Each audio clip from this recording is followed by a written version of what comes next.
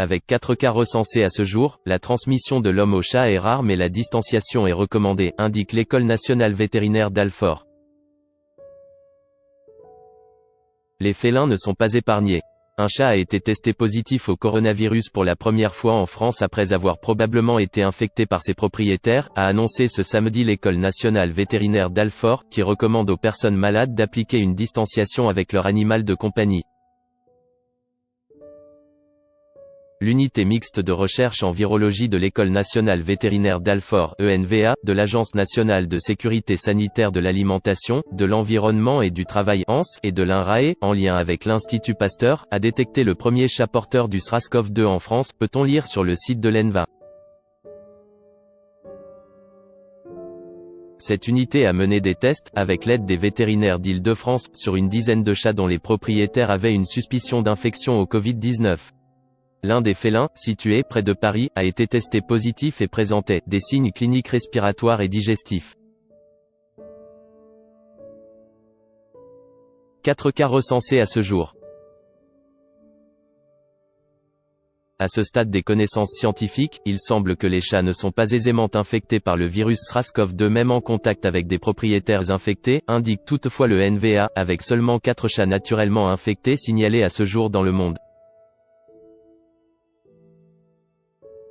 Il n'est pas forcément étonnant de retrouver un chat porteur de ce virus puisque cela a déjà été décrit, à Hong Kong, 1 cas, en Belgique, 1 cas, et à New York, 2 cas, mais cela reste un phénomène rare puisque même en cherchant de manière proactive.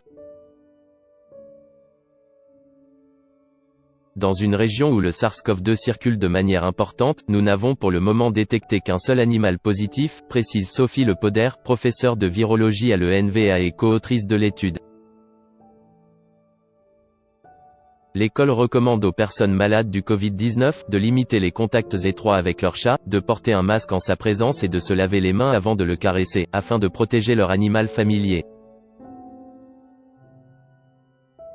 Sophie Le Poder précise que des études se poursuivent, nous maintenons notre surveillance, nous pourrons ainsi avoir une idée plus précise des animaux de compagnie qui ont pu être touchés par ce virus. Malgré plusieurs études sur le sujet, il n'existe toujours aucune preuve que les rares animaux de compagnie infectés par le nouveau coronavirus puissent contaminer l'homme en retour.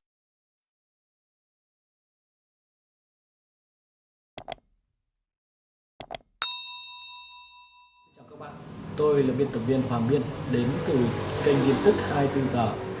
Hôm nay chúng tôi hân hạnh đưa đến cho các bạn những tin tức mới nhất được cập nhật luôn liên tục và cho các bạn những tin tức nóng hổi, tin tức thời sự trong nước và quốc tế.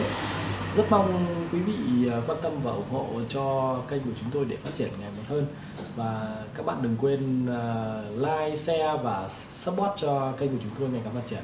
Xin chào tạm biệt và hẹn các bạn vào những bản tin tiếp theo.